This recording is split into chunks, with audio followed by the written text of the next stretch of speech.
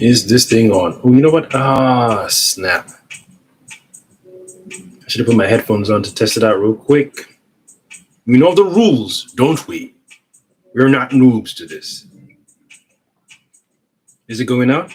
I should have done my hold on. Is the music on? Music is on. Let me turn it down a little bit. Let me turn it down just a little bit. Just a little bit. Okay, guys, give me a second. Give me a second. No momento. Let me check. Let me check that the stream is it's showing the usual stuff, right? Normally I have my sound checker.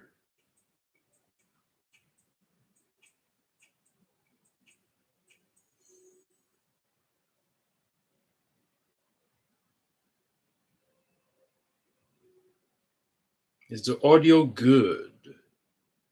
Is the audio good?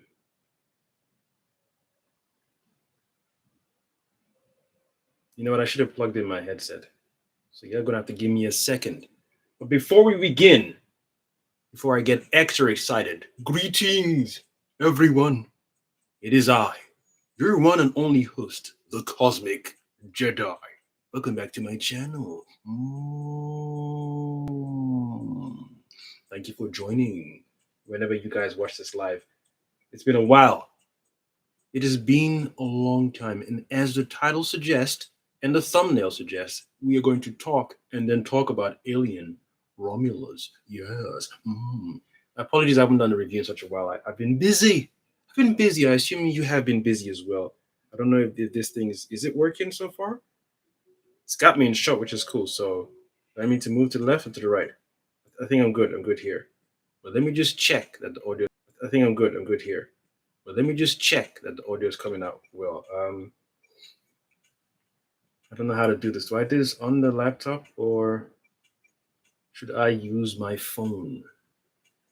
This might get loud, so uno momento. I don't want to stand here talking for hours and realize this thing isn't working. What I'm trying to figure out is what headphones to use, either my computer or my phone. I think we're going with the phone, so bear with me. I shall return momentarily. Can I mute this thing? I think I can mute it. Can I mute it?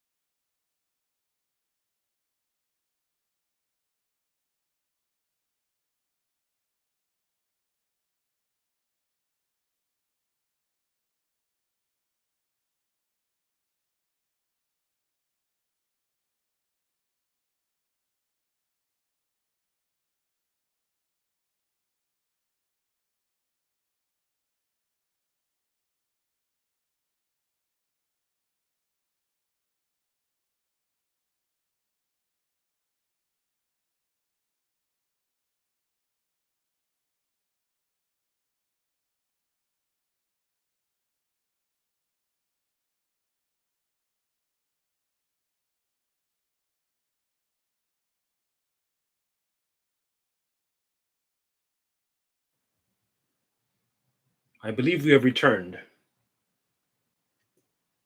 I'm back. Okay, now I'm back. I got music in the background, so I wanted the music to serenade my ears as I did the live. It's been a while. I'm back. I'm back.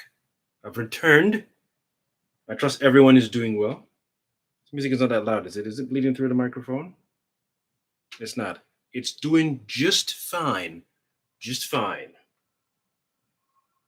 Sorry, I got to go back and forth. You know, I don't regularly go live with my camera. I normally just go live with the PlayStation. I want to make sure everything is in order. I want to make sure everything is in order. I've got the Agatha All Along to watch later. I hope that's going to be good. I can't believe I just said I hope that's going to be good. I mean, I don't think it's going to be good. I guess I don't. Who knows? Who cares? Something to watch and then review. If it's good, hey, I give it a good review. If it's bad, I'm gonna crap on that mother. I'm gonna crap on that mother, just like the Acolyte. Oh, I'm so looking forward to doing the Acolyte. So looking forward to talk about the Acolyte. I cannot wait. Now, I've seen two movies so far after seeing Deadpool 3. What a trash movie. In my opinion, trash. All this, fan service, I don't care. I didn't enjoy it. I enjoyed aspects of it, but when I go to the cinema, I want to enjoy the whole movie. So we're not going to crap on Deadpool today. Um, Rebel Ridge on Netflix, really good movie. Going to do a review for that one real soon. That was really good. And then Alien Romulus. Alien Romulus. That was good. That one I enjoyed. Now that's a good movie. That's a good movie. In terms of ranking, I still feel that Alien 2 is the best out of all of them for me. It's at number one. There may be Alien, maybe, you know what? Give me a second. Alien Part 2, Aliens is the best for me. That's number one. I'd say Alien number one as in Part 2, and then Alien Resurrection Part 3. Even though some people argue that's not part of the whole lore, the whole continuation story, cool. But in terms of an action alien, Sigourney Weaver doing her thing, I like that one. And then Prometheus and Covenant. Yes. But after Romulus came out, I've then rearranged the order. Aliens is still number one. Now Romulus is number two. Alien is number three. Resurrection number four. Prometheus 5. Covenant 6. And then just for the side piece enjoyment, the side chick, the side piece, Alien versus Predator. Anything else after that? Not even talking about it. Anything else after that? We're not even talking about it. So this is a good movie. I enjoyed it. Jump scares was cool. Storyline aspects of the storyline was intriguing. Certain aspects of the storyline was intriguing.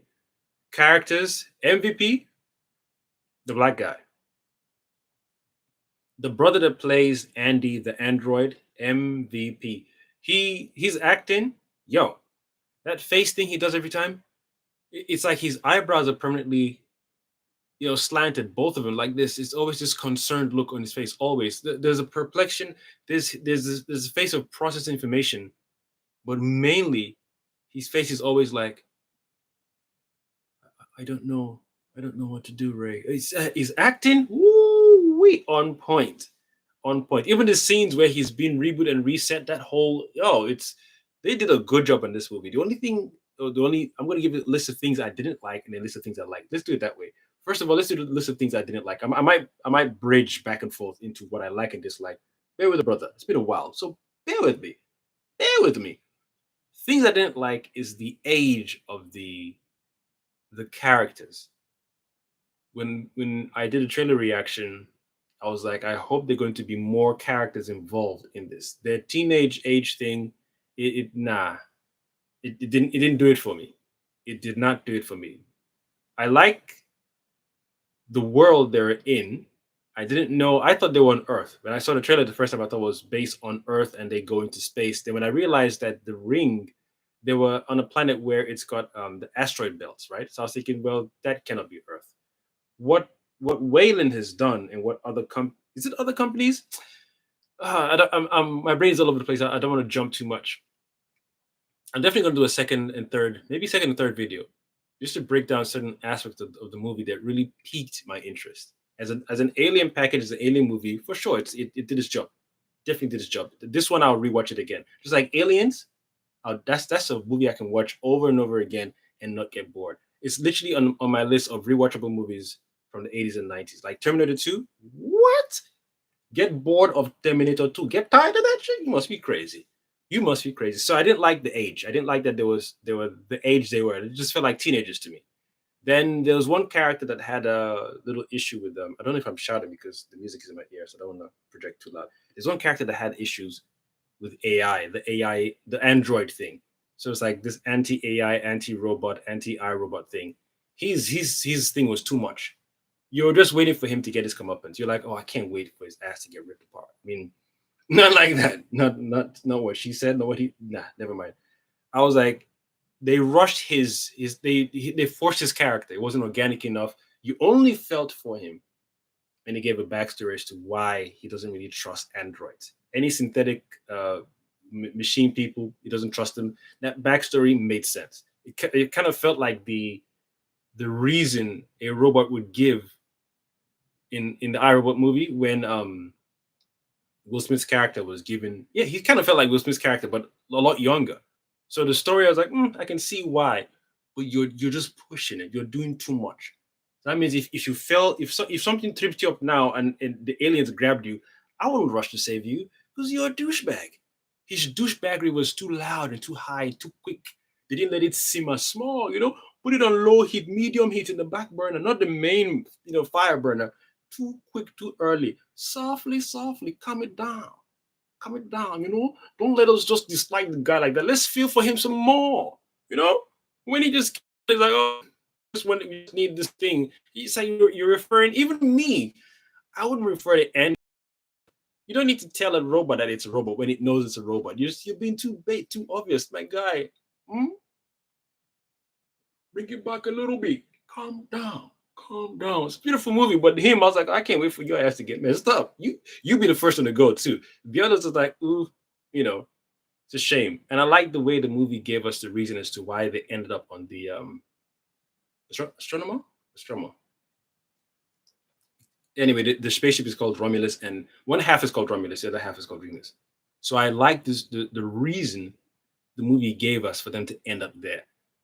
Now, when I watched certain reviews, some people were like, well, if it's a Wayland Yutani thing, and those little teenagers ended up there without any security, any breach, any alarms going off, whatever. I was like, hey, there's a lot of movies you can rip apart and pick apart and say, if this didn't happen, that didn't happen. At least it's not as bad as Deadpool 3 or Spider-Man 2 and Spider-Man 3. Far From Home and No Way Home. At least it's not as bad as that. I mean, it's obvious. You can see it, but you're like, I'm here for the ride. Whereas when I was watching Spider-Man 2 and 3, I was like, I wish I wasn't watching this movie.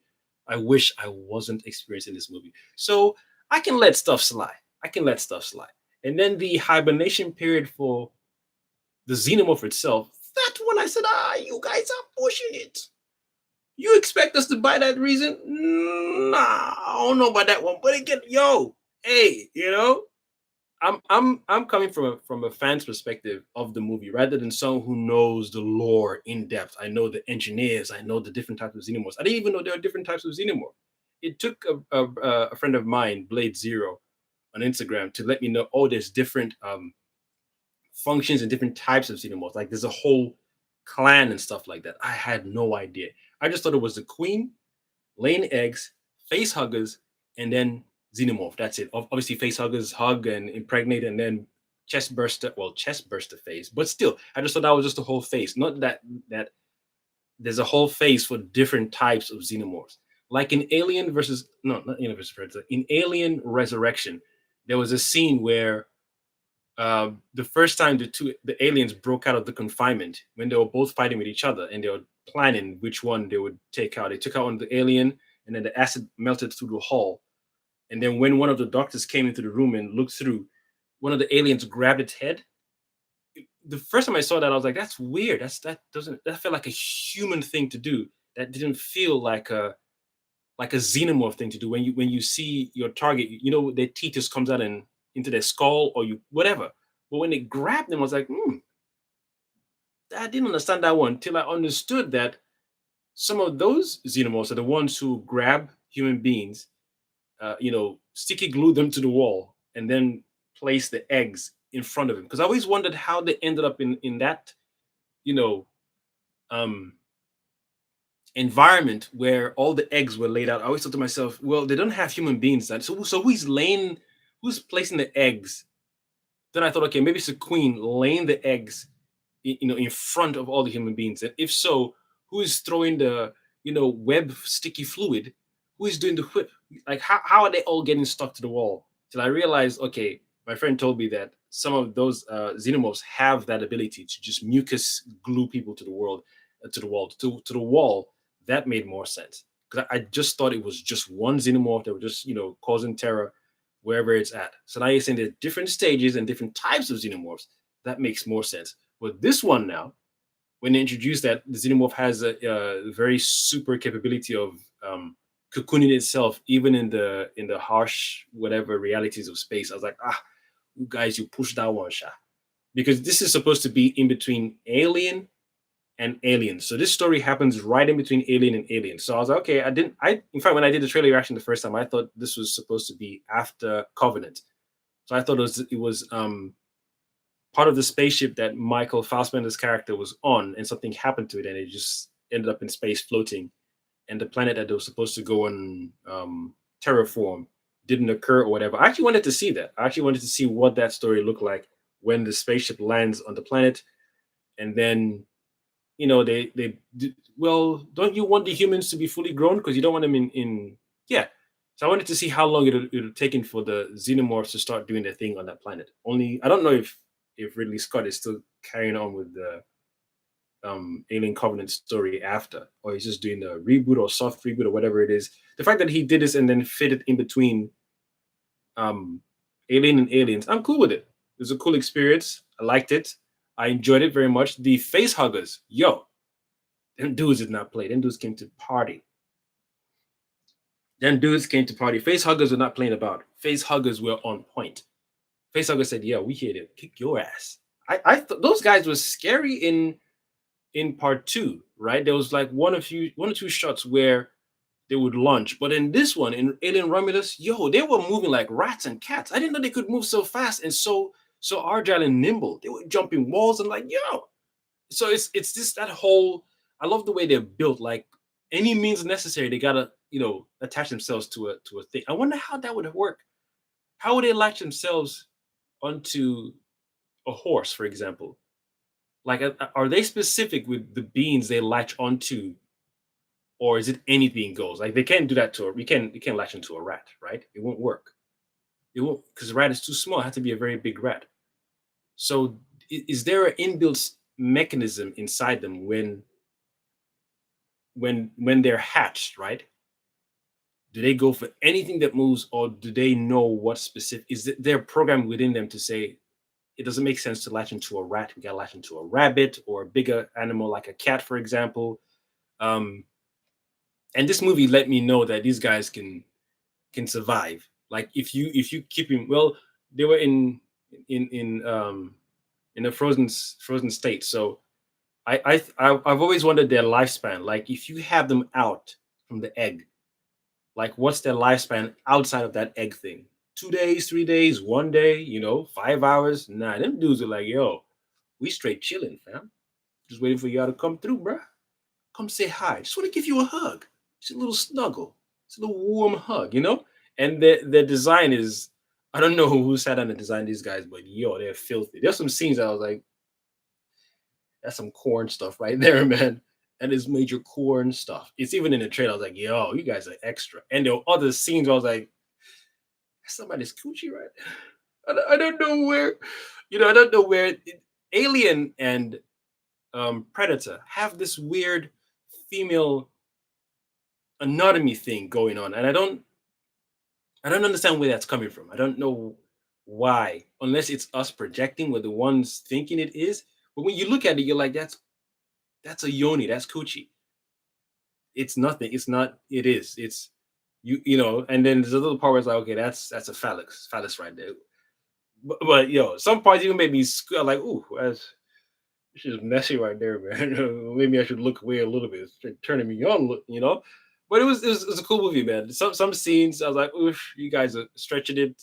But I enjoyed the face huggers. They were like a starter before the main course because you were like, yeah, where's the Xenomorph coming out? Where's let's see this guy do his thing. Nah, they said, don't worry, Xenomorph is coming, but I want to show y'all what the face huggers can do in this movie. Other movies, yeah, but this one, you're like, I think I'm better off with the Xenomorph because at least you could shoot that one. I mean, you could shoot the face huggers, but those guys are precise.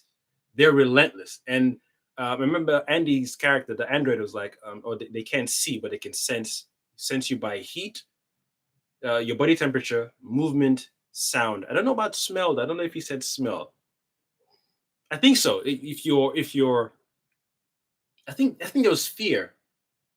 Yeah, smell. If whatever pheromones, whatever you give off when you're afraid, he said they could pick that up too. So there was this scene where they had to be quiet, and the whole cinema was like, "Oh shit!" And even the music was just subtle. Everything was heightened. The sound of their tiptoeing, the little facehuggers just crawling, and you could just tell when something moved fast, and they're like, "Oh, did y'all hear that? I could have sworn I heard. Hold on, what that is? It was sense. Yo, that's one of the best scenes in the movie, man. And the fact that they use face huggers to do that scene and not a xenomorph, I give it 10 out of 10 for that scene. Just that scene alone is 10 out of 10. I was crapping my pants. And if y'all, me, I don't even think I'll tiptoe. I think I would just leap like Michael Jordan, long strides. A tiptoe is too much. I'm tall. So I'm like, yo, I'm panicking. And they're like, oh, don't sweat. Don't sweat. Don't. So can I even fight? Because if the speed at which they will jump at you, you have to be. It's almost like your hand-eye coordination has to be on point. You got to see them leap off the table, not even jump at you. Like just watch. You know when someone says with your fight, you got to watch the person's shoulder to realize where the punch is coming from.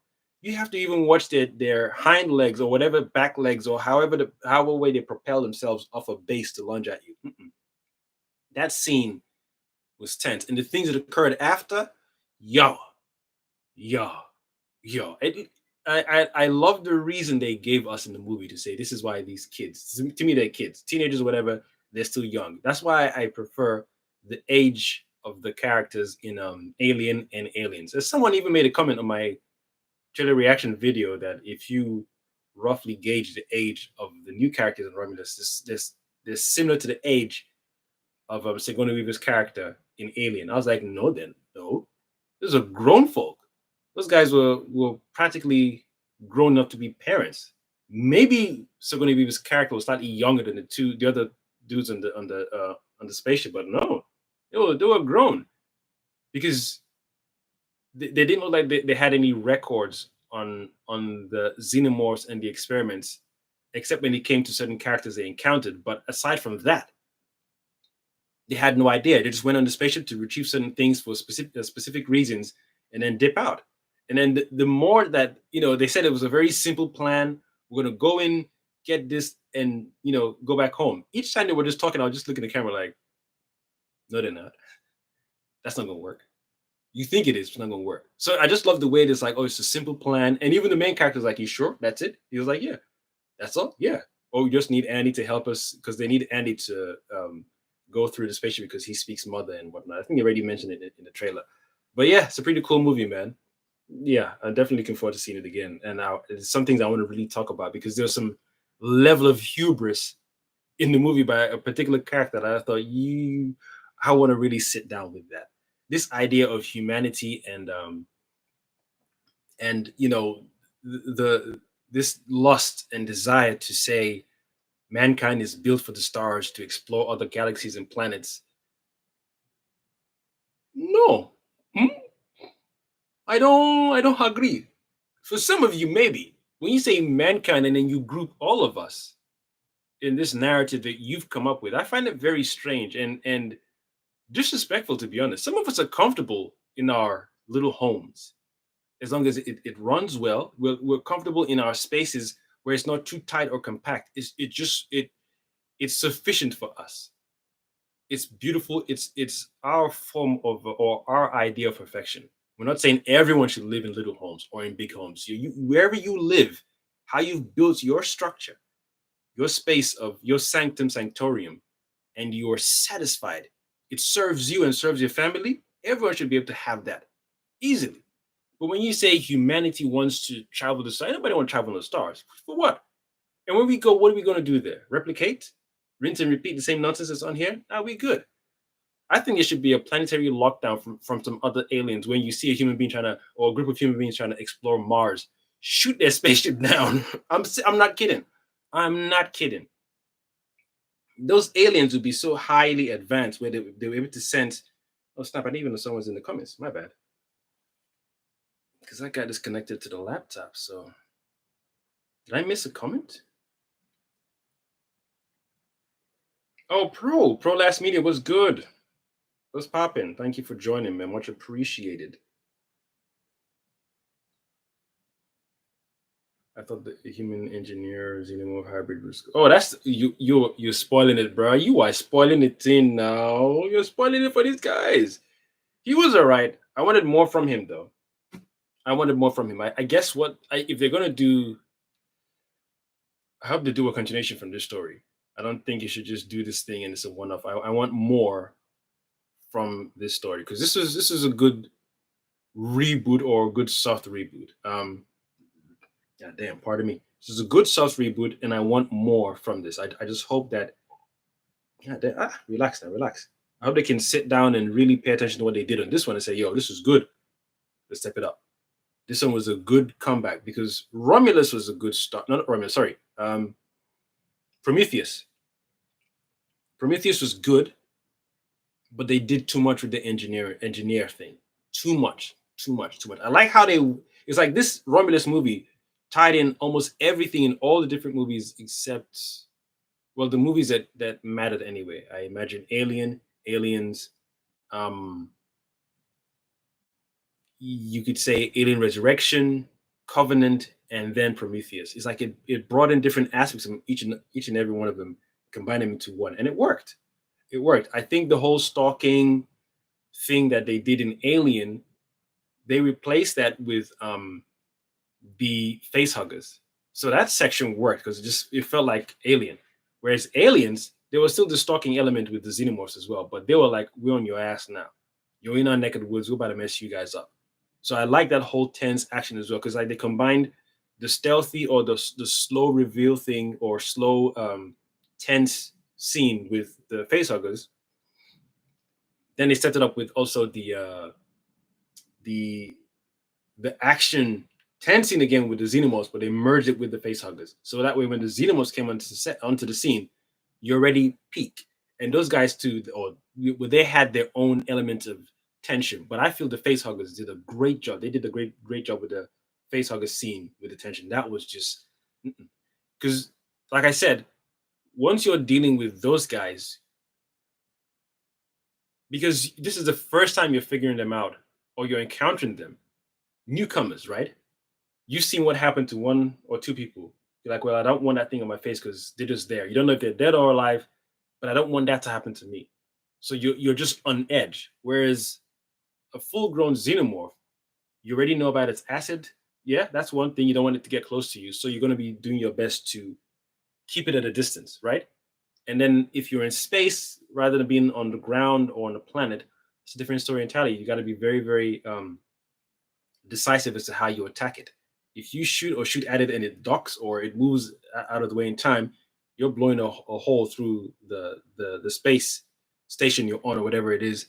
So you and it are dying, or you don't even know how strong this creature is, but you're not surviving space without any suit on either. So that whole, I gotta be smart how I take this thing out.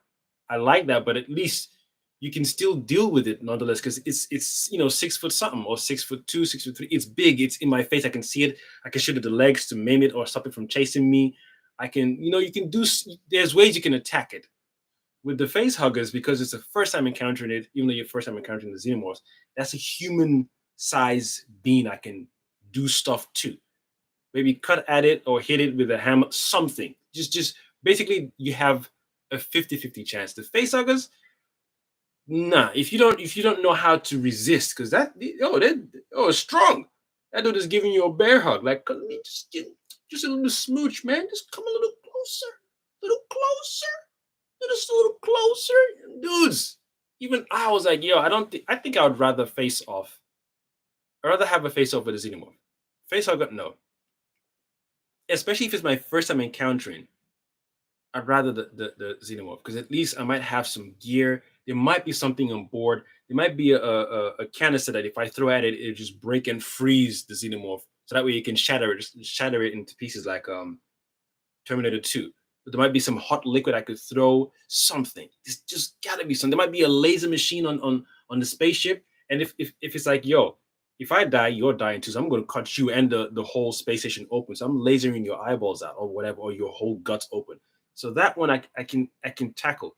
But if I was in a tight space and it's dark and I haven't even figured out what the face huggers do yet, can they see me? Can they not see me? Because if they didn't have Andy on there and they were stuck on that spaceship, woo, they would have been finished. Andy was helping them dudes out. He was giving them tips. He was giving them tips for good reason too, because the movie explains as to why or how. Yeah, the stages. I like the progression of the story as well. The way things were, the exposition was being I like the pacing of the exposition, the way they went in not knowing what happened, seeing a hole in the floor, who did that, what did that, how did that get there, all that shit was tense. That shit was nicely done. The pacing was beautiful. I just didn't like the age of the characters, and one main guy who they just made to look like the douchebag character. It was just too much, too loud, and the jump scares. No, the music sometimes was too loud too, man. I mean, you could hear them talking and everything, but it was just when it was like an ominous scene or a different angle of the space station, the sound was extra loud, extra loud. But the action was decent. Action was definitely decent. There were some very smart things done. I was like, oof, I don't know if I would have survived this encounter if it was me in that situation. I'd definitely be shooting, at the mother effers. I'll be dropping them with the bullets. I'll be carrying two guns. They're holding one gun. I'm like, dude, there's two guns. What you mean one gun? Have you seen the size of these things? They got acid for blood. We keep it a long distance relationship. You want to shoot them at a long. There's no shotgun. Long distance. Stay yonder. Stay yonder. Let me just peg you in the forehead. Even headshots so precise. But then again, they're not soldiers. So I got to give him that. You're going to be shooting a little all over the place. It happens. But I'm looking forward to seeing a sequel to this one. I don't know where they're going to fit it in. They can't say it's a sequel. I mean, they can't say it's still in between Alien and Aliens. That won't make any sense. So I don't know what they're going to do, man. I don't know. I definitely want to see a continuation of this particular character. I think her name is Rain. Rain? Kind of like Ray, but right, yeah, Rain. I think, yeah. And the life they're living on this planet that the movie is based on. Oh my goodness, that's what I want to talk about in the next video. It is disgusting, man. It is disgusting. There's some things I feel human beings shouldn't have to do anymore. Once you say this is the year 30 or 30, whatever, we're so far advanced and you still got human labor. I'm like, nah, we need to discuss that. It just feels like it's just low subliminal subconscious implanted into the mind. I'm like, dude, how many years is that? How many centuries? You were still labor. You must be crazy. If we're not even moving stuff with our minds, I don't want to be there. What you mean labor? What you mean mining? Mining? Humans mining? Get out of town, man. So I want to discuss that because they touched on Wayland's hubris in Prometheus. That's what I enjoyed about Prometheus. That whole who made man. It's I don't know if it's a Caucasian and non-Caucasian thing. I could be wrong. I've not read every book on the planet. Nor have I been to NASA space station or where they hide information, Area 55, Area 51, Area 59, Area X9, whatever. But I'm not under the impression that I was created by an alien species, because my brain would then say, okay, who created it? It's just the alien made the alien who made the alien. It's like, okay, who? At this point, we're all aliens. I'm an alien to a dog as a dog is alien to me, right? We know that animals and even other people describing what we are, yeah, but that's your perspective. But everyone should have um their own way of seeing things, and there should be a collective truth and then specific truths to the people based on the land they're on. This movie touches on that hubris from Wayland, where it's like, oh, humans came from aliens, and then let's go and find the engineers who made human beings. Then okay, who made the aliens? Even though in the movie itself, in Prometheus, there's this talk about God, supreme being, religion, Islam.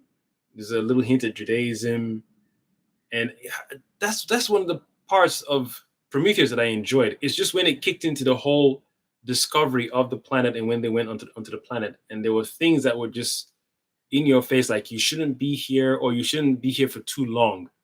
One or two things happened when the guy looked at the face hugger, the snake face hugger. He's like, "Oh, hello, hey there, little buddy. How are you?" But I was like, "What are you doing? What are you doing? You don't do that. You don't." I can't even talk. I swear to God, you know what? You know what? I'm gonna say it. I'm gonna say it. Maybe it's because I haven't seen all the movies. What I'm about to say, because I haven't seen. Bear with me. If there was a space expedition of only brown people, I don't like using the word black anymore, by the way. So for those who keep hearing me say brown or melanated people, I don't believe in black or white. That's a misnomer to me. Clearly, I'm not. I'm brown. This is black. This is brown. So brown skinned people, or yeah, a space expedition of only brown skinned people. No Caucasians, right? I don't think we would even touch on the planets for too long. I don't think we would. I don't think we would. The pilot, the warrior, the engineer, the scientist, every one of us on that spaceship, we would have to sit down and have full, proper discussions. Rules, what to do, what not to do. The tech we go down there with, the gear we go down there with, the suits we create for ourselves, because this is supposed to be an expedition. We're hoping we go in there as 10 people, come back as 10 people. Not go in there as 10, come back 3 people. No. We don't hope to go on an expedition hoping we all survive and make it back. We use tech to survey the planet for a long time. For a long time. Some Caucasian guys in these movies are very, as the Caribbeans would say, them too fast out. You guys are too young. You don't know how to mind your galactic business. You guys don't know how to mind your intellectual business, your common sense business. I've never seen a creature outside of Earth that moves a particular way.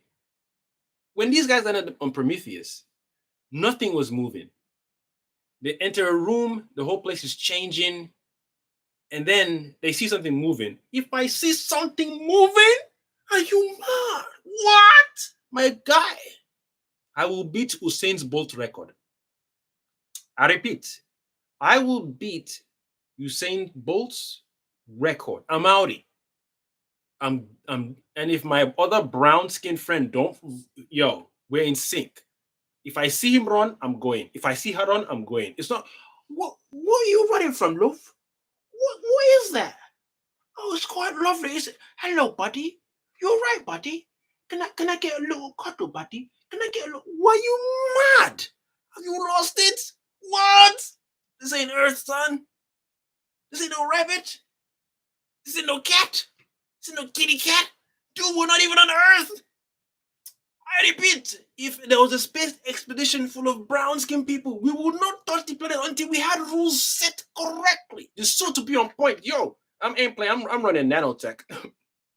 You guys can do whatever fiber. I'm running nanotech suits. I'm just here to explore, collect, collect minerals and samples. Be outie. I'm done. I could send a robot to do it. I could send a little drone to do it for sure. But I want to, go there, little selfie, little surveying thing, pick up the chemicals. Okay, it's got H2O, it's got this, is breathable. I'm not even taking the helmet off. Are you mad? What? Prometheus had me busting. I was like, yo, you got to. It's that Caucasian people thing, man. Like y'all say, it's that white people thing. I'm what? For what? For what? He said, hello, buddy. Hello, buddy. Hello, buddy.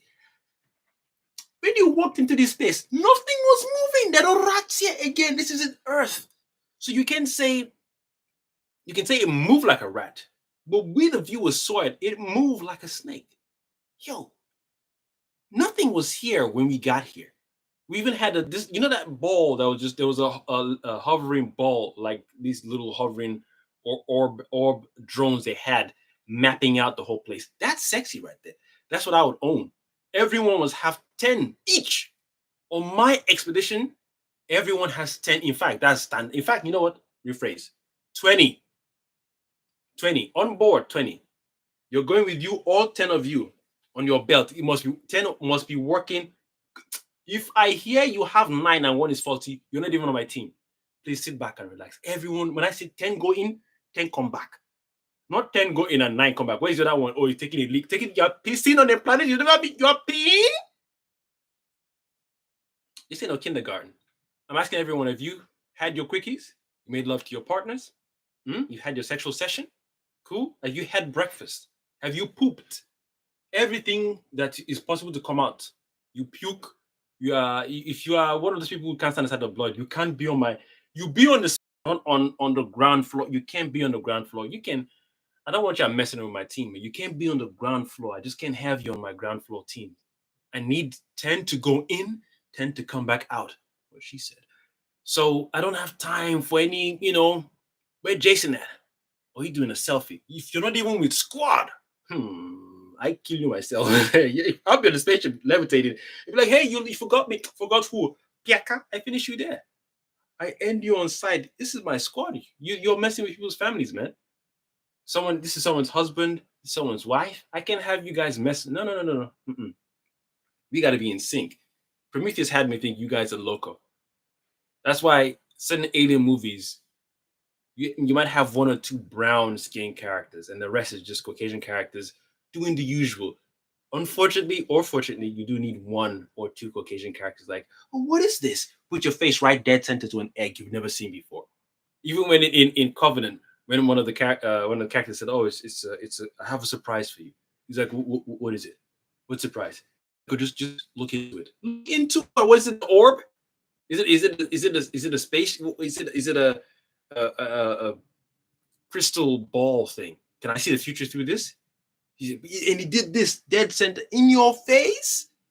In your face, yo. The self-preservation is like 0. It's very low. My self-preservation is high, maximum. I don't. Maximum. Max. I don't. So that's one thing I didn't really like about Prometheus. It's just that whole. You just took one person's stupidity to just cause rampage for everyone else, and well, not one. Well, them. It just took those 2 guys. I still think certain things would have still panned out the way it did per se. I think because Fassbender's character was just there to collect stuff. And even his programming,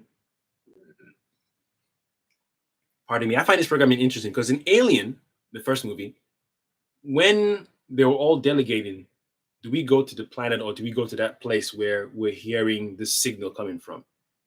I was like, if that's how the movie starts, then you ain't got nothing to worry about. We are going from here to Birmingham. I don't care what's happening in Peckham. Nobody cares what's happening in Leeds, Manchester. Our destination is Birmingham. You say, but we're getting the signal from Manchester, and you can turn the signal to a music track. Nobody give a what? We know where we're headed. We're not like floating in space. We have a destination, and this thing was built to run from here to that destination.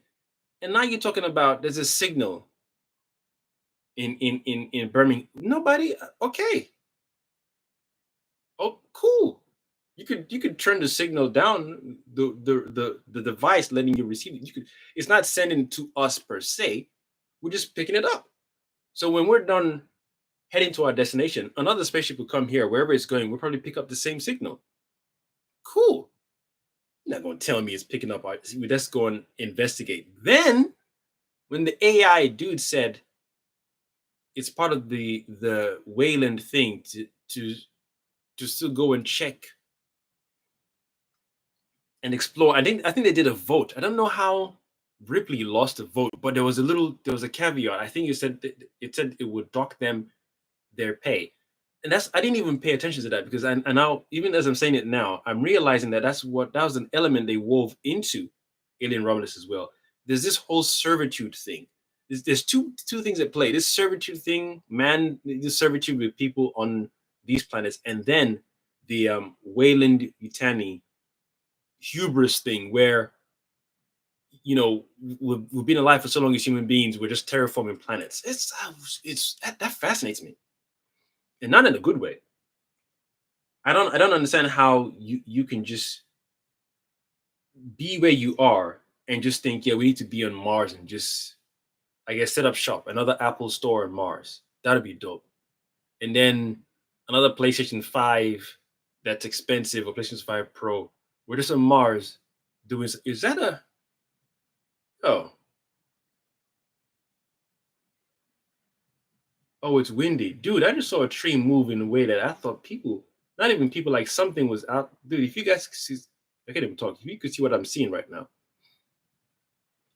that looks weird. I thought there were two things on a tree fighting. Right now, as I'm talking to you guys, that looks real strange, especially when I'm talking about aliens and I'm seeing trees operate as if they're. It looked like they were like two branches were fighting each other. Like one branch said no, the other branch said, "Yeah, get out of town." That freaked me out for a second or two, man. God damn, it's a very strong wind, and it's like it's specific. I'm seeing the whole tree, but only specific parts of the tree are moving. Yeah, that's a little creepy. But yeah, Alien Romulus touches on that whole human workforce thing. They do it so well. It's like I want to talk about this separately. I don't want to talk about, because I want to give you the visual. I can talk about it with my words, but I want to show you as I'm talking about it. So when it hits digital, oh, I cannot wait for that one. Looking forward to digital. Have I missed any comments? Have I missed any comments? Oh, Sister Constance is here. Greetings, Sister Constance. McRamble was good. Oh, you ain't seen. I'm sorry I missed. It's rather surprised. I'm sorry I missed your comments. McRamble hasn't seen Romulus yet. Well, you should probably, yeah, when it hits digital, check it out. It's good, man. It's a good movie. How long have I been streaming for? Because y'all know I can talk for ages, man. Y'all know I can talk for ages, baby. Like, I'm glad the audio is coming through well, because Constance, my main online cheerleader, didn't tell me there's something wrong with the audio.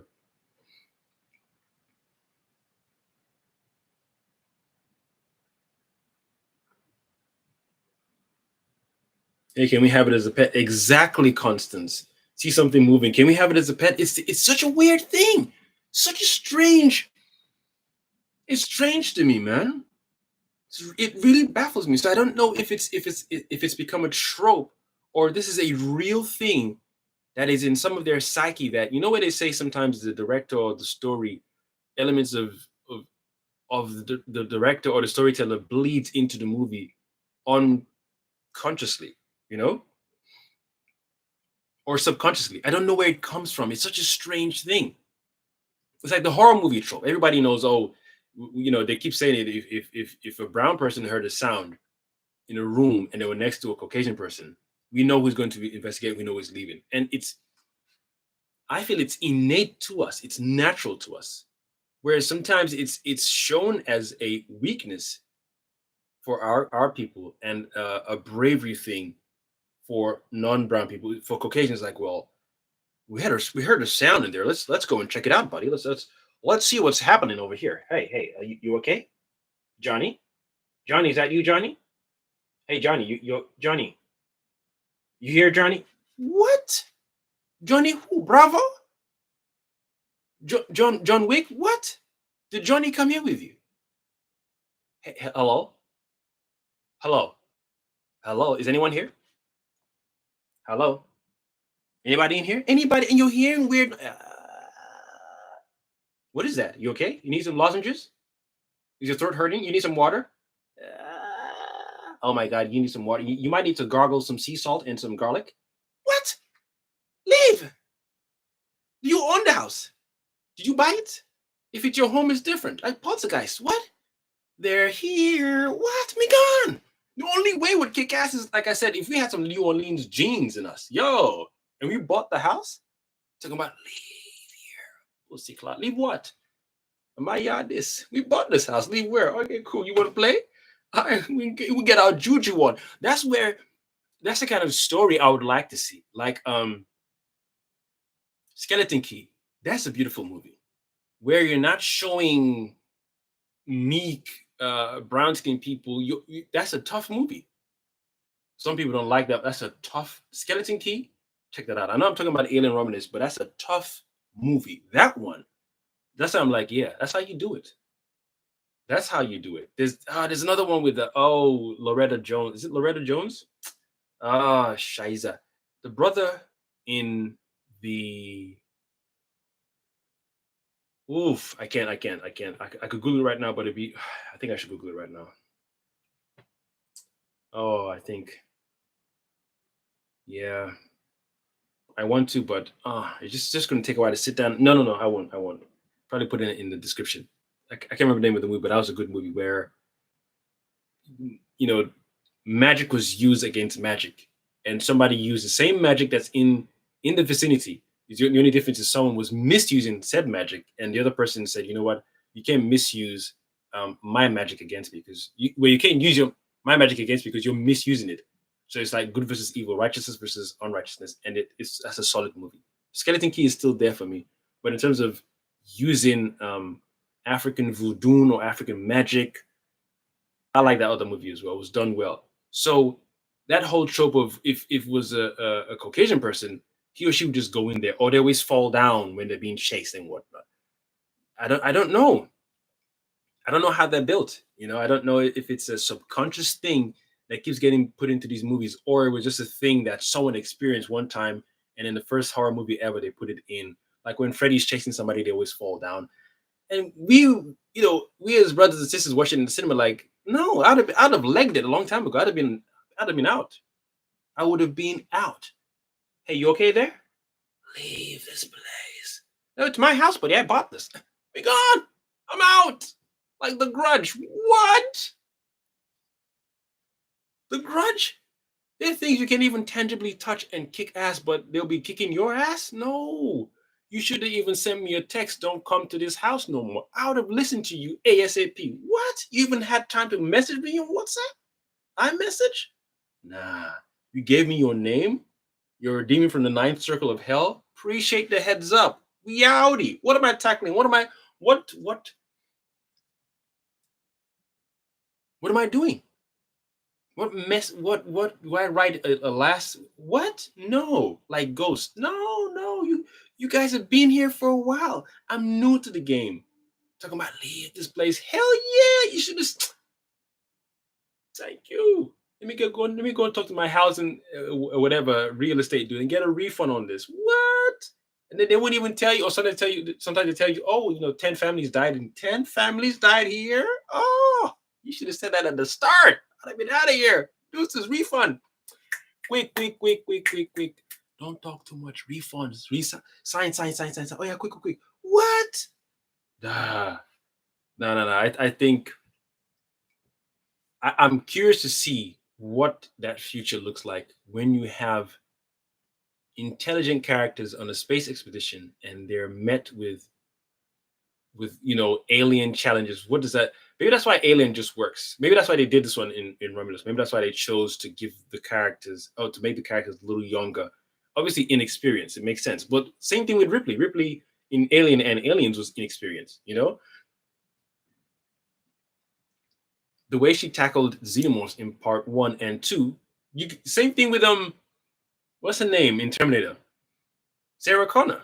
She was just a regular chick doing her thing, doing her waitressing job. All of a sudden, this dude comes out of nowhere and says, "Oh, you're being targeted by a killer," and then she, like, yeah, okay, whatever. And it's America, so he's like, you're probably like, it's another lunatic. Everybody's got their own shtick in America. Everyone's got their own thing going on. Only to see the news, person who's called Sarah Connor has been killed. A lot of Sarah Connors are dying. And you're panicking. Then you see the dude now who's coming after you, shoots at people in the club, and just this huge tank of a dude. So your whole world has changed from then. Everything you knew and loved, and it's not even you. First of all, why? What did I do? Did I hurt anyone? Did I do anything wrong to someone? Why would someone want to kill me? So now your mind is like, what? Is he dead? And the guy's like, no, he's not dead. He can't be killed. Oh, how did I end up with this weird guy? Then you end up at the police station. So all those things, that whole movie makes sense because this is new to you. Part one and two, it makes sense how she dealt. That's why in part two, she's all built. She's working out everything. Dude, your whole world is flipped, turned right upside down. In reverse, it's crunched up, it's reassembled. You don't even know what you're doing no more. So I can see why the movie would say that's why they chose to give these guys the age group they were in. I still feel they could have been older. And also, I wish there was more characters on the spaceship. Because I wanted to see more takedowns. The face huggers, the scene I mentioned earlier that was really tense. I really, that's 10 out of 10 for me. But I wanted more. I wanted more hardcore attacks from the xenomorphs. I wanted to see more tactical. There's one scene where the xenomorph just lay down and just chill and just watch them from a distance, like, yeah, go on. I wish one of you mother effers would. Go on. See if I don't come over there and bust your ass. Just go on. Try me. Try me, mother. Just try me. See just try it. I was like, oh, yo. Especially when we, the viewers, know what's going on. But imagine experiencing that for the first time. For the first time. If they didn't have Andy on there, all of them would have been wiped out. All of them. There was maybe one. And you survived with one leg. I'm serious. Andy was helping him throughout that movie, and he is the MVP of the movie. Andy is the one. Followed by the main character, but Andy, that actor did a great job. And the way he played the android is very different from all the other actors who played the androids. He did a great, great job. The AI thing they did in this one as well, I liked it because it made sense. It looked a little out of place, but it worked because of how they fitted in to the movie based on the character they fitted in. So when you guys see it, you see what I'm talking about. But the robot, he's the MVP, the actor, and how he played it. But his mannerisms, the way he walks, he's almost like a kind Terminator. That's the best I can put it. He's swag, the way he walks, the way he calculates stuff, and he's saying it out loud. Yeah, I enjoyed him very, very much. I enjoyed him very, very much. So I'm looking forward to a sequel. I don't know how they're going to fit it in, man. I don't know if they're going to wait for a while and then do a sequel to Covenant and then come back to this one. Well, I don't know if Ridley Scott has said no, he's not doing anything after Covenant, because Covenant was dry. Covenant was very, very, very dry. Because now I wanted to see what happened when they got to the planet. The way they killed off Elizabeth Shaw, that's poor, man. That is poor, poor, poor, poor. All these guys want, again, is money, money, money. No respect for the audience, no respect for the lore, no respect for the adventure, no respect for the storytelling. Anyway, that's me done, man. So, like I said earlier on, ranking of Alien Romulus in terms of my Alien movie ranking. Aliens is number 1. Romulus is number 2. Alien is number 3. And then we have Resurrection. Did I say? I think I've changed it. I think I changed it again. Resurrection is 4. Prometheus is 5. Covenant is 6. And just for the side piece would be that Alien versus Predator with Sanaa Lathan. I like that just for what it is. And same thing with Alien Resurrection. I like it for what it is. I'm not trying to say it fits perfectly well. And everyone keeps arguing or complaining that, that's not part of the lore thing. Cool. But as a movie in the alien world, I like it. Really like it. But I absolutely love Aliens. Aliens is it feels the same as Terminator 2 does for me. Aliens is just perfect balance of action, sci-fi elements, the horror, tension, perfect balance. Perfect balance. Anyway, that is me done, ladies and gentlemen. Let a brother know in the comments as well. Which one of the aliens do you like more than the other? Or what's your ranking? It's like mine. Mine tends to change sometimes. Two will never change. They've not made an alien movie yet that will knock number 2 off for me. And I don't think they can. I dare them to. I mean, they've making alien movies since part 2, but they can't. I dare them to. Notice I never mentioned Alien 3. I despise Alien 3. Despise it. It's a non-movie for me. I absolutely despise Alien 3. So let me know. Maybe I should just chill for a while, let y'all know, and let me know in the comments before I sign out. But yeah, Aliens, Alien Romulus, Alien 1, Alien Resurrection, Prometheus, then Covenant. And it's getting a little tired holding this microphone. God damn, I didn't even know the joints could hurt that bad. I feel like I'm being bowling. Yeah, it's giving that same pain in my elbow or sensation when I go bowling. Yeah, damn, I should move around. I'm going to get a new mic soon anyway. What different mic should I say? So that way I don't have to. I mean, I don't mind holding this. I like holding and moving around. But I want to see if I can get one I can just station in one place. One that wouldn't even pick up any hiss or fan noise in the vicinity. I'm going to go eat soon. I was going to watch a movie earlier on. I think I just watched Agatha. I know, looking for trouble by saying that. I don't think it can be as bad. Wait. I could be setting myself up here, you know. But I don't think it could be as bad as the Acolyte series. I don't. No. But what if it is? How can it be as bad as the Acolyte series? No, Agatha All Along will be good enough. Let me put that into the atmosphere. So that way I don't have a crappy time watching the movie. Watching the show. Yeah. Agatha All Along is going to be good enough. Because I don't like watching the show and it pisses me off like the Rings of Power. I don't know why I triggered myself. There's people in the comments right now in one of the 2 videos I've uploaded. Someone posted today, this guy hasn't even read the books. You know what? Sidebar, I love you guys on the internet. Seriously, there's some of you who I don't feel it's wise to come in this place if your soul isn't fine-tuned to a particular frequency. I'm not saying you shouldn't, but I've gone through enough BS mentally in my childhood, in my upbringing, even in my current form right now. There's still times I'm battling myself or battling other people's voices and ideas, very damaging voices and ideas. For someone to just comment, this guy hasn't read the books. I just saw the comment on my screen and I thought, what? What does that mean?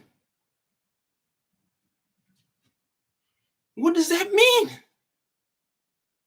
There's got to be AI bots out here just typing stuff. I can easily reply and say, this guy hasn't even watched the whole video. You could watch that whole Rings of Power video, both of them, and see that I'm frustrated. I'm not even getting my words out properly as I normally would. This guy hasn't even read the books. Dude, whether I've read the books or not, the show is not good. It's not good. So when someone comments that, it just makes me laugh. Like, I'm like, dude, did you contemplate? Did you watch? Did you get the sense? Other people responded and commented and said, I can see your frustration.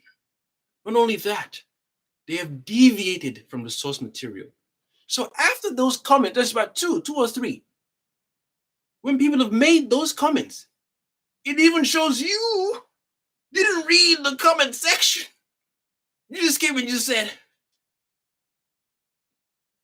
this guy hasn't read the books and ran up. I'm like, what? Someone told me, by the way, this is the lore. So this is why What's your boy's name? What's your dude's name, man? Bruh, I'm so in the zone right now. Remember his name. This is why Sauron. This is why Sauron can do these things. He's not what you think he is. I'm calling him an elf or human because the fact that dude can just stand there long, there should be a thing in their culture. If you're an elf, we need to see that you're an elf. You can't just stand there with long hair. And if I was in, I was there, like, he just came up to me and be like, yo, what's good? Let me just talk. I'm like, hey, you're 6 foot like every human being, but you look a little different. I'll use my sword, just flick the hair. I want to see because if you're height, so those visual cues, I'm like, that doesn't, because I need to be immersed into your world. Why would you hide your ears? And then all of a sudden he just tilted it back. You can call me. And it's because you put your hair.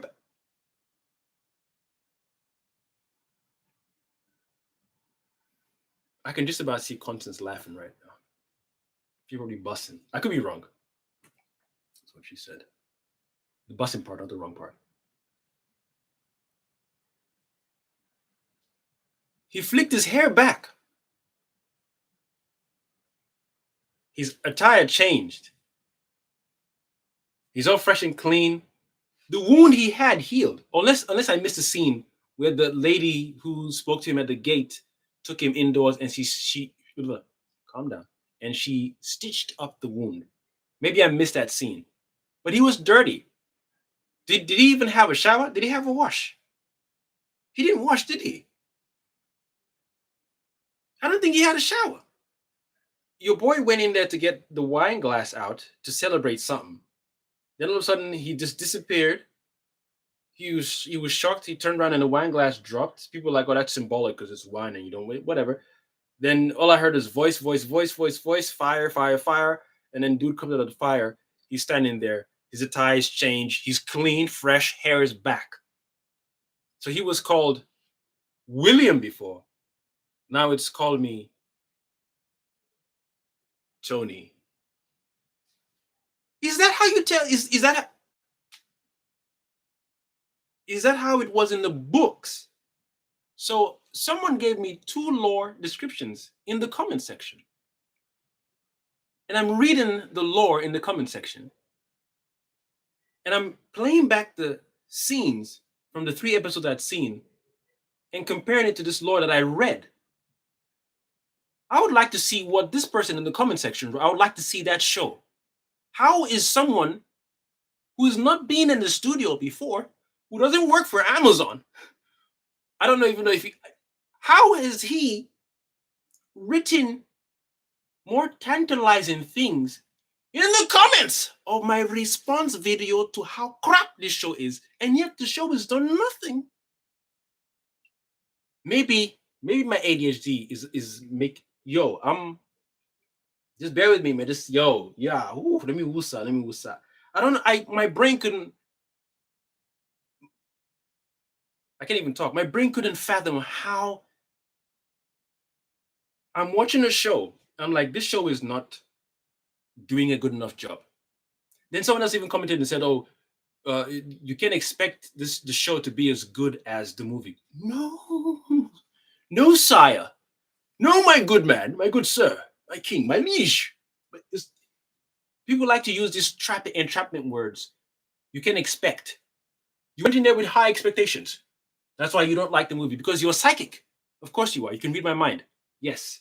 You know my mother's bloodline. You know my father's bloodline. You know my gene pool, so you can read here. What we are receiving on here without comparing to said awesome Lord of the Rings. Awesome. Awesome. Great. Those are the words I would use to describe that movie. Great. Awesome. Amazing. On point. Epic. Sexy. Beautiful. Magnificent. It just works. Doesn't mean that the fans of the books also loved the movie. Doesn't mean that the fans of the books who didn't love it. It's mixed. Harry Potter, same thing. Everything you do from book to movie to cartoon, there will always be a natural number of people who say, great job, good job. There's always going to be people who never read the books, don't even know there's a book, and watch a movie and go, It's cool. 3 hours is too long for me. Every year, 3 hours, it's all right. I watch the whole thing on DVD and Blu-ray. It's all right. Nothing wrong with that. It's the whole point of being human, being alive. But like I said in my many other live viewings, there has to be a cosmic collective agreement to say this is good storytelling, whether it's TV, animation, movies, audio, whatever it is, and this is bad storytelling. How can someone come into the comment section of a video and say this is the Lord? And when I read it, I said, what? This is how he was made? This is what he is? You mean there's God in this story? I want to see that instead. What we've got right now is nothing. I'm just watching people just do poetry, yes, poetry, yes, yes, yes. No, Anata, is that your name now? William, is that you? What happened to your hair? Your ear? What happened to your ear? It's pointier. Anata William, looking gorgeous, my good man, my good sir. Yes, I like your attire. Did you wash or did you clean yourself with magic? Goodness, sire. May I touch thy glowing skin? What? What? Get out of town with that nonsense, man. You're not gonna get me with that nonsense. Nah, you got I triggered myself with that one. What are we doing? This guy didn't even read the books. What? I can't even save this recording now. God damn. What does that mean? What does that do for me? I should then go and sit there and go, oh, he made me sad. I just thought, oh, who's giving birth to assholes? You can't even observe a thing and go, this is poor storytelling. This is poor delivery. This is poor writing. Instead, this guy hasn't read the books. He hasn't read the books. He did not read the books. What are you doing, bruh? The show is bad. It is bad. There's some people who read the books, probably love the show. Some people who have read the books hate the show. Some people who haven't read the books love the show. Some people who haven't read the books hate the show. Some people who haven't watched the movie, read the books, love the show. Some people who haven't watched the movie, read the books, hate the show. There's going to be an open market of all these kinds of people. Despite that, we should all be honest enough to say, this is mediocre. This is not good storytelling. I didn't even know the dude was not even an elf creature. I thought he was human at one point. Then when they did the backstory, he's got pointy ears. Then like, so he can shapeshift into human and he's playing people. Then someone else said in the comments that he wasn't even present for the 3 rings that were made for the elves. They made those rings behind closed doors. I was like, so you jumbled up the whole story and you then, more people, it's, yo. And we all, those of us who love the movies, have every cosmic reason to sit down and go, this is why the movies work compared to the show. We have every cosmic reason to subtly compare it. Subtly, not scrutinize the whole thing, just subtle comparison. Like I said, you can pull off a Harry Potter Hogwarts school TV show if you do it well. That's if JK, is it Jake? What's her name? The lady who, you know what I'm talking about. If she allows it, pardon me, that's the dragon's breath right there. If she even writes it, Fantastic Beast, and Where to Find Them. Where's the third or fourth? That one started off good. That one started off good. I love that one. The first one was, I was like, okay, I'm here for it. You're doing the whole magic stuff, beast, yada, yada, yada. And then flip reverse. That dude in the magic realm was like, why do we need to be hiding underground while human beings are doing their thing up there? Did it say superior? We're the more powerful ones. And there was a scene where they were coming out from the factory and they were working their asses off as human beings. I was like, oh, dude. I wonder what that would look like if you introduced the magic world to people who are just doing this whole labor-intensive job. Oh my God, my back, industrial revolution, and they clock in and clock out, and they're getting paid pennies and yada, yada, yada. If you wielded magic, what would that even look like? It's a different story where someone said you've got magic in your bloodline, but you don't know. You've done little weird things, but people haven't really seen it. You're thinking to yourself, dude, I probably quit this thing right now and just build my own house in magic. Like you build my own house in a place people can't see. Like the TARDIS, for example. Small on the outside, huge on the inside. What does that look like when someone who is into dark magic introduces that magic world to that kind of person? You know? Then you're giving the audience that dilemma. Yo, I mean that job right there is just really stressful. I'll take this guy's offer instantly. So there's I like that whole that character's like we're hiding here on the ground, and human beings don't know magic exists, but we could be on top there and just running things. We could running the world better than they are. Their politics suck. They're always doing war and killing and whatnot. Whereas I imagine the more they're killing, the more their World War thing is going on, obviously going to have an impact on us if we're not careful. Plus, the future generation of witches and wizards who will be coming from certain bloodlines, you know, are going to be impacted by this World War thing they're going through. Look at them; they're backwards. They're nothing. They can't even live in harmony with each other. This one wants this one's land. This one wants this one's oil. This one wants. I was like, dude, I'm here for it. Then they did part two. I was like, oh, what are you guys doing? That element you had in part one, you should have explored that. That is a powerful element. Who should be on top? Who should be running things when you can easily whip up a meal without having? You could just read a thing. Muffin, loaf of bread. Obviously, you get the ingredients together, but you don't have to toil too much anymore. You're working with the essence of the cosmos of Earth itself. So you're not polluting the magic. You're not poisoning the Earth. You're not forcing. It's magic.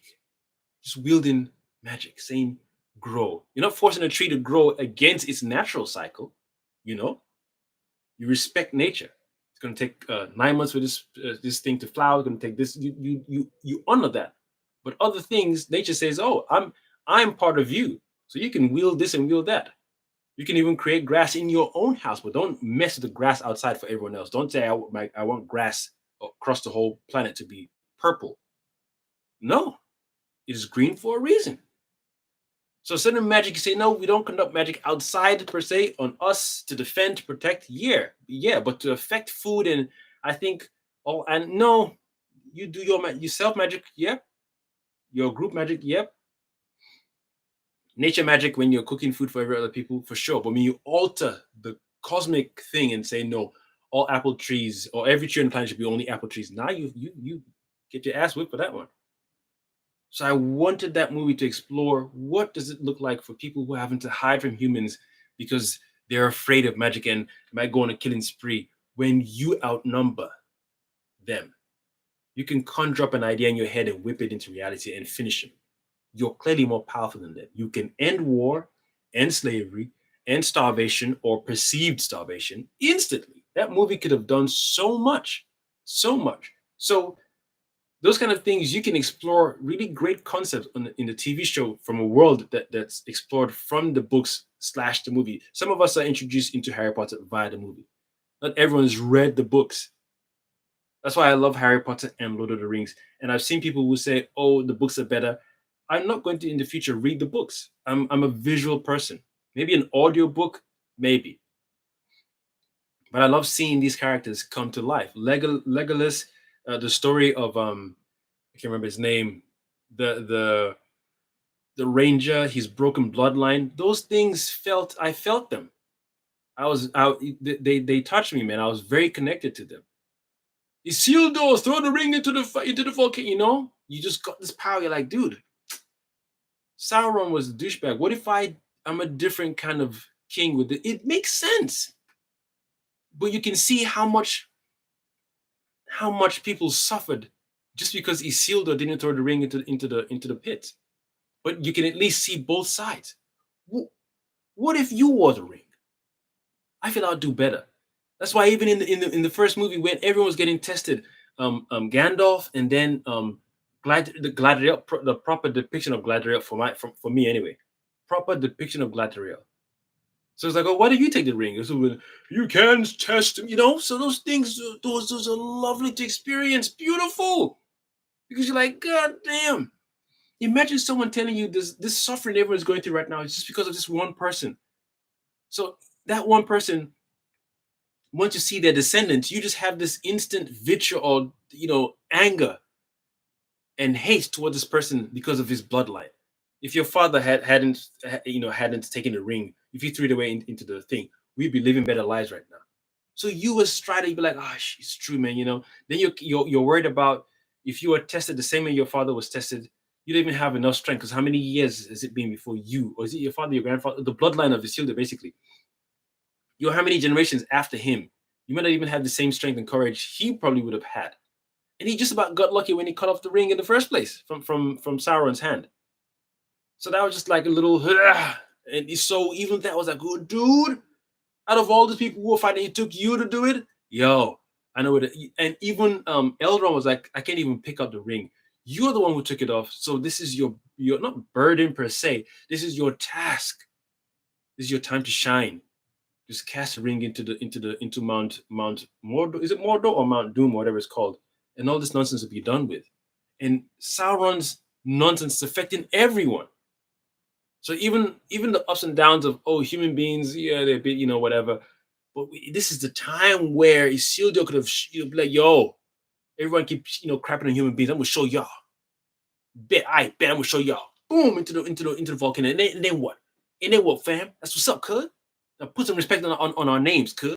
Or y'all elves and orcs and dwarves and whatnot. Humans got it too, bruh. We got it too, So it was tight. I felt that shit. I felt that. I'm like, yo, like I said, where's my ring right now? Like I said, yeah, right here. Whoever wore this one prior to me cutting off their fingers was a douchebag. But me, I could put it on and be like, yeah. Powerful and rich. I'll rule y'all better than Sauron. Sauron wanted to control you. I don't want to control y'all. He made different rings to you. 9 rings to rule them all, and 3 rings to sneak behind the closed doors, and 5 rings to take their souls. No, I'm good. You guys do your thing. I shall rule my people holistically with balance. So this guy hasn't even read the books. What a prick, man. Let me go find my phone and see what comments. I think I've been going on for like 5 hours, as per usual.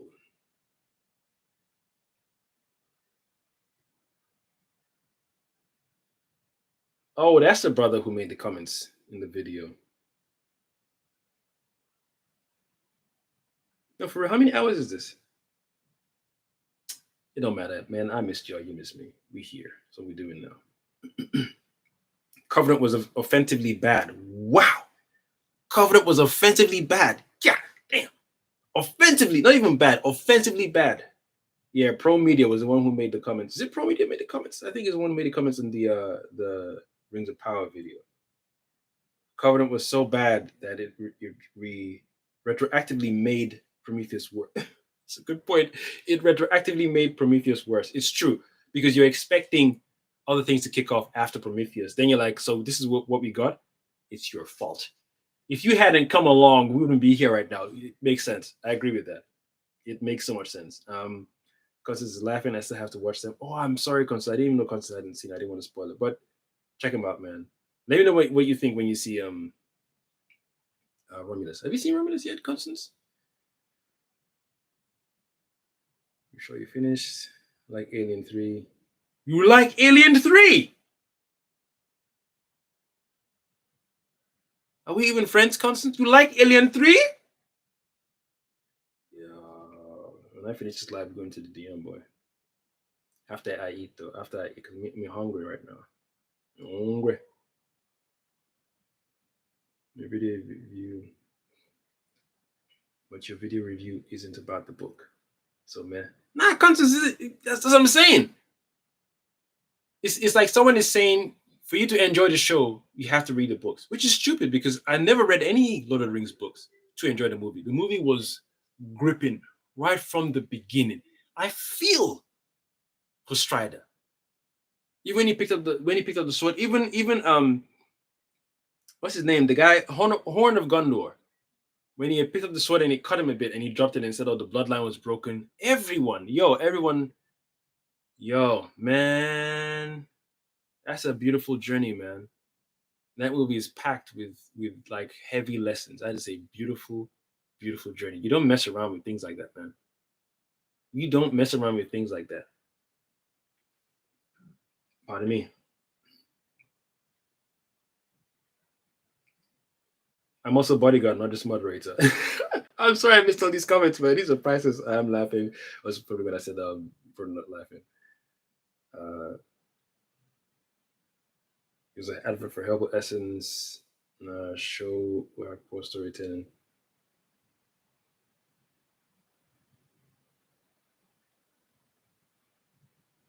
Exactly, Constance. Gotta keep your eye. Yeah. Keep your eyes open just to finish. I'm just gonna watch episode 4 and I'm done with it. I'll wait till the last episode, watch the final episode, and see what they do in the episode and what they set up for season 3. I'm definitely gonna pay attention to Agatha all along because they dropped 2 episodes. I want to see those 2 episodes to let me know what the show is about. It might be as bad as Acolyte or not.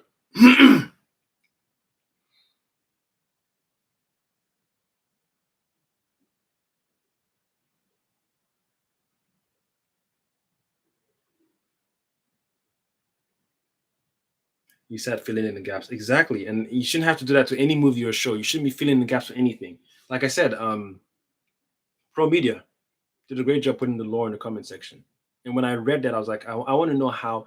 I want to know what if someone told me they were going to do a Disney Plus story on Thanos and what life was like on planet Titan.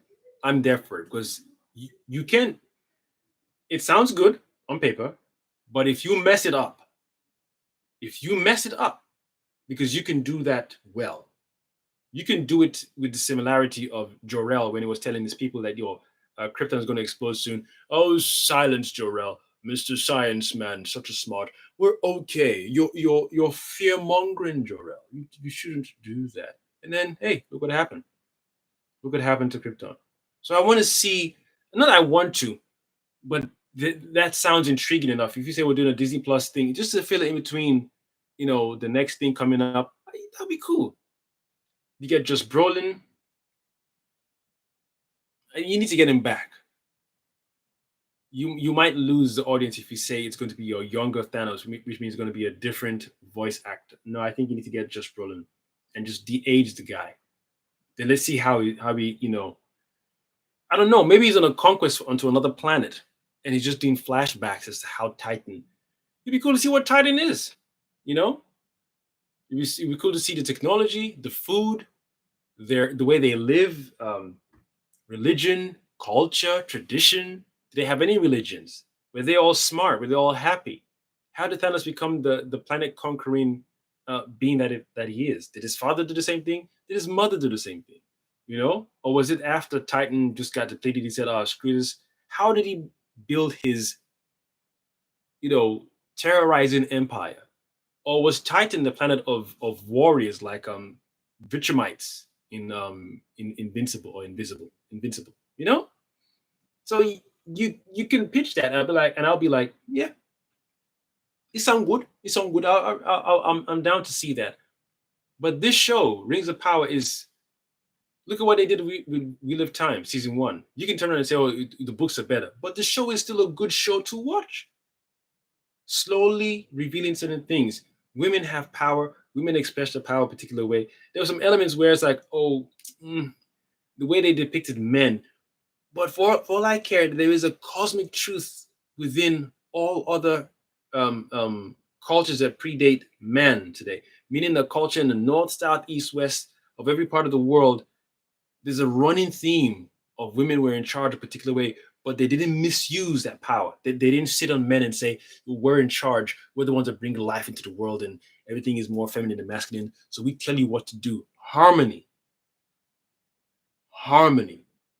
Then there's a question of what does royalty look like? Why do we have kings and queens? And what is a king? What is a queen? What's an oracle?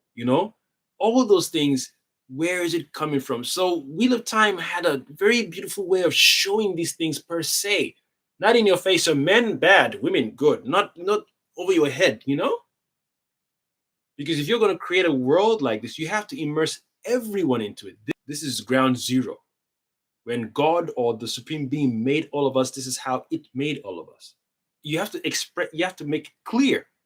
So when things start to go awry, we can see who and what or why. When you just wake up one morning and women here, oh, lick my boots, then you're reversing the ego thing. You're putting the woman in the position of misusing man. You would say you want more shows that show women in power, but it's like you're repeating the same poison. What does it look like from my culture's perspective? For example, Benin, the Igbo people, where women were mainly in charge, sometimes would rule with men, sometimes, and even what does rulership look like? What is rule?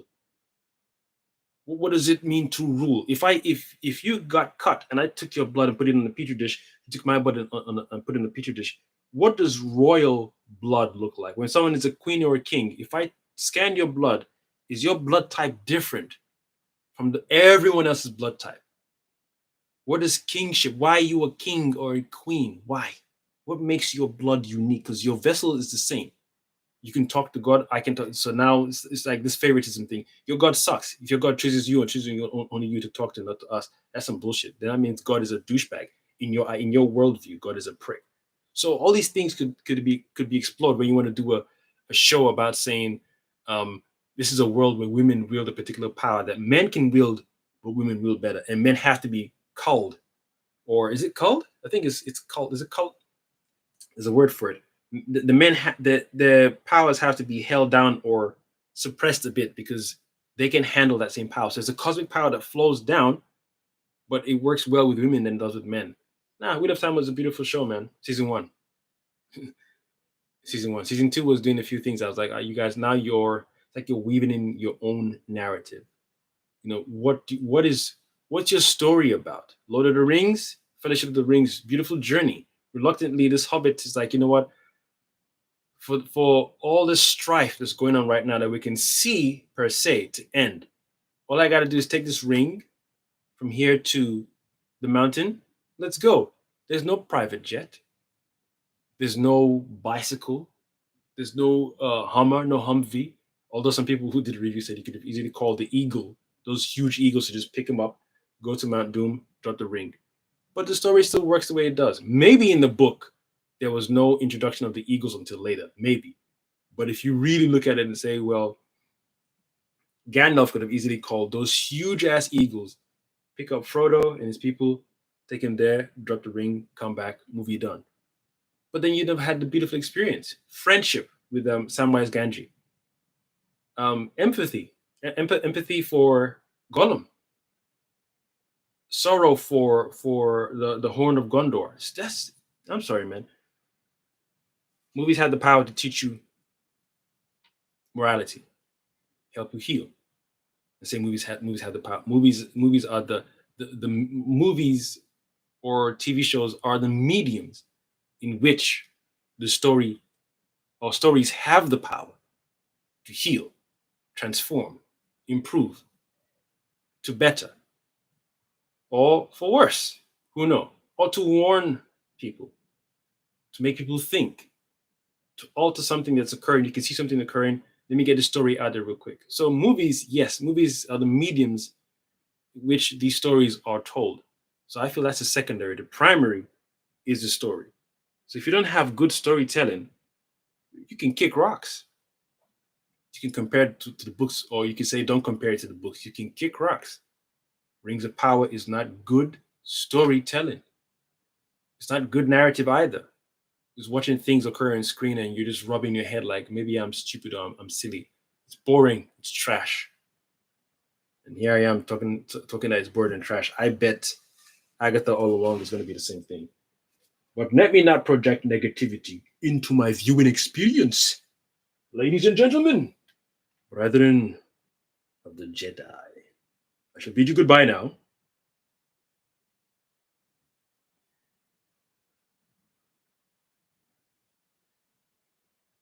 You only watched Alien 1. Dude. Oh, Constance. If you were down here, we'd be doing a movie night, man. We'd be doing an all Alien movie weekend. Wow. Kind of sucks for you, man. Man, you know I read the books.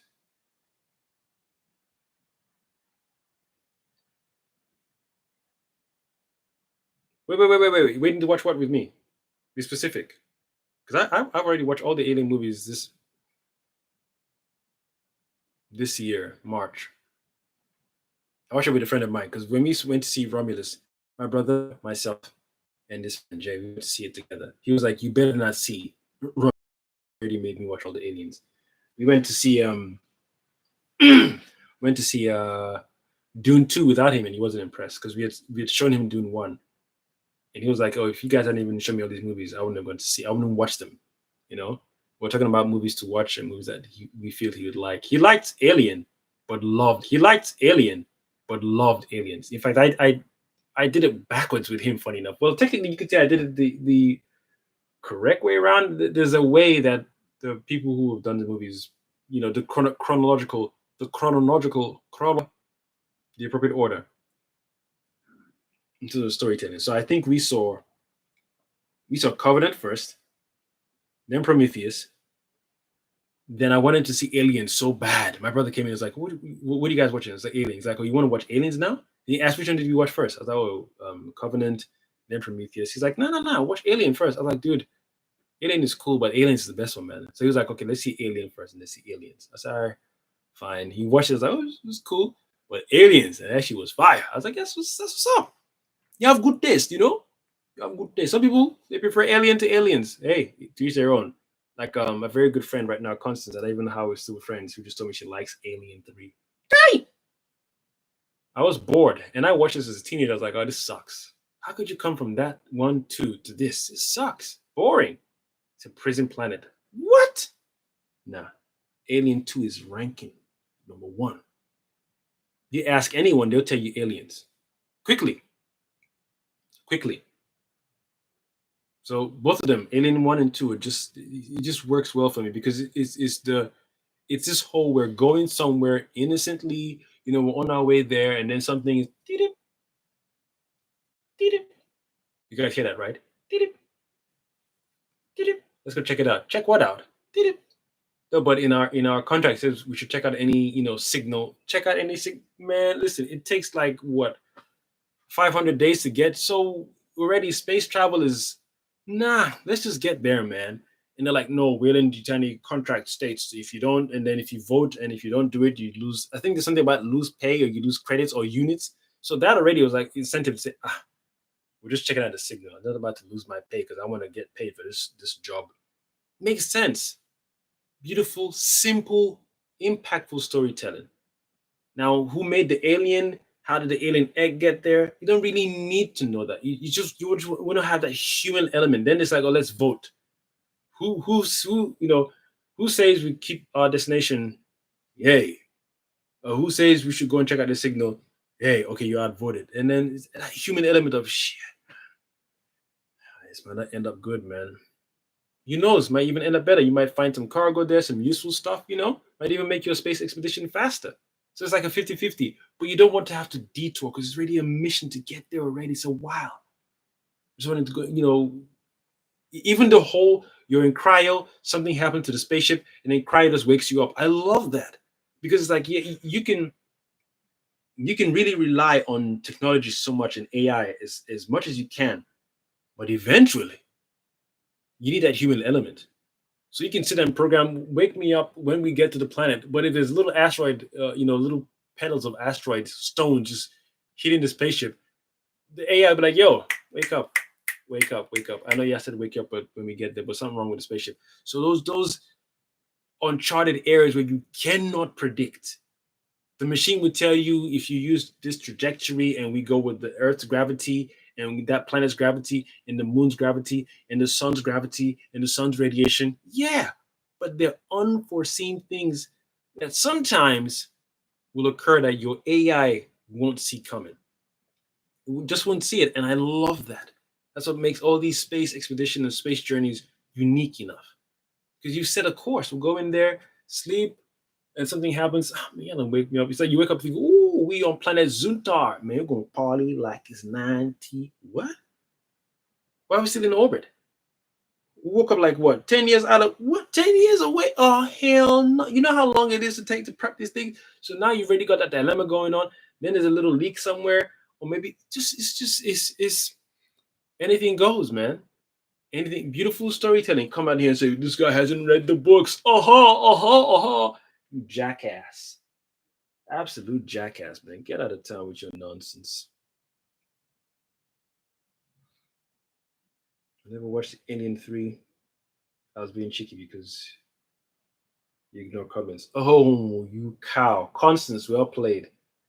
Well played. Well played. Well played. All right, let me know when you're ready to watch Aliens then. Or when I reach my side. Yeah, it'd be cool to watch it again. Loved it. Loved it very much. I said, what the? What kind of human being likes Alien 3? I was like, what? What? Even when I did the poll, Alien 2 was right at the top of that poll. I put Romulus there. I put Prometheus there. Alien 2 was right at the top. People like, yeah, cool. Whatever. Alien 2. Yeah, it's king, man. It's king. Anyway, ladies and gentlemen, brethren of the Magi, I'm done waffling on. I'm done with my long-awaited live. I hope you enjoyed it. I really hope you do. This has been my review of the Alien Romulus. I think I'll do a second recording for it, aka live talking about other things as well. I'm here with y'all, man. I love talking to y'all. I just don't want to come here and do a live of the Alien review movie and then dip out. Maybe sometimes I better work on my live timing when it's one on one like this, or me and you. Whereas my gaming, oh, I can be there for ages. I'm a night owl anyway. I have been your one and only host, the Cosmic Jedi, signing out.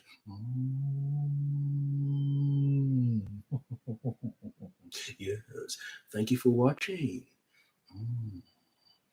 As I stare deeply and softly into the lens, get closer, head tilted. Yes. Yes. I forgot to show you my lip moisturizer. Uno momento, beautiful people. Hold on. Yes. Here it is. The Vita Coco.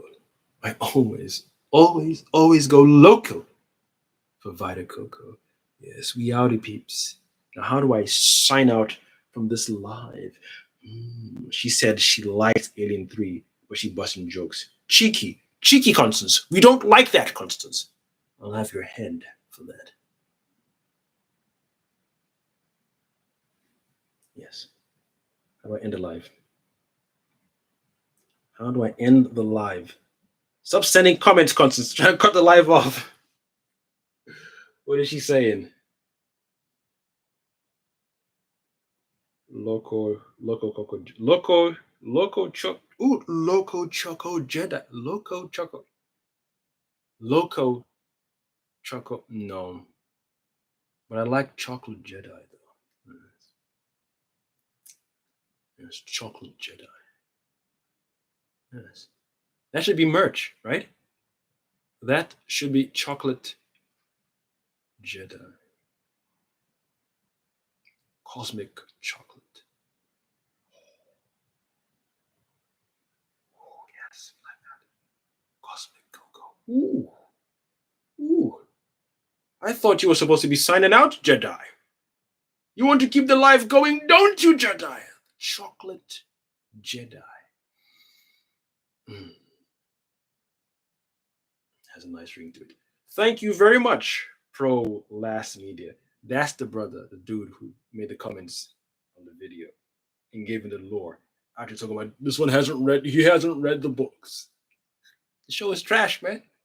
You like it or it's trash. We have to be collective and say, yo, we got to come together and know what is good and what's not good. Just because 5 people like it doesn't mean the show is trash.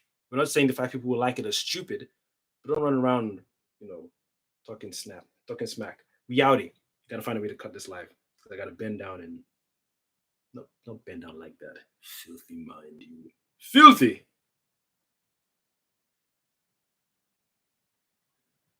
I'm gonna eat. I'm hungry.